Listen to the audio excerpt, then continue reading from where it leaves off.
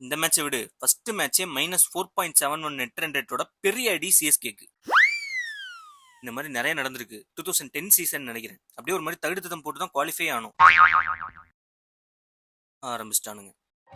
ஒரு ரன் கூட கவர்ஸ்ல போல, அப்புறம் கவர்ஸ் வேற ஆன் சொல்லி என்ன பிரயோஜனம்? இந்த மாதிரி நடக்கிறது it can happen. Even when you have a really good side it can happen.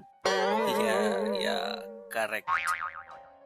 ஒவ்வொரு வாட்டி ஐபிஎல் சீசன் ஸ்டார்ட் ஆகும் போதும் ஐஸ்ல இருந்து எந்திரிச்சு வந்த கேப்டன் அமெரிக்கா மாதிரி தான் ஃபீல் பண்ணுவேன்.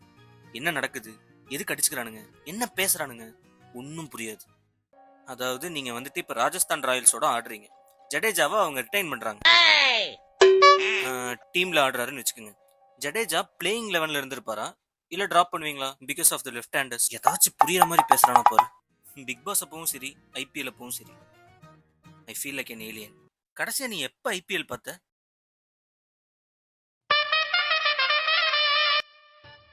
இந்த ஆடு வந்தப்பதான் கடைசியா நான் ஐபிஎல் பார்த்தேன்.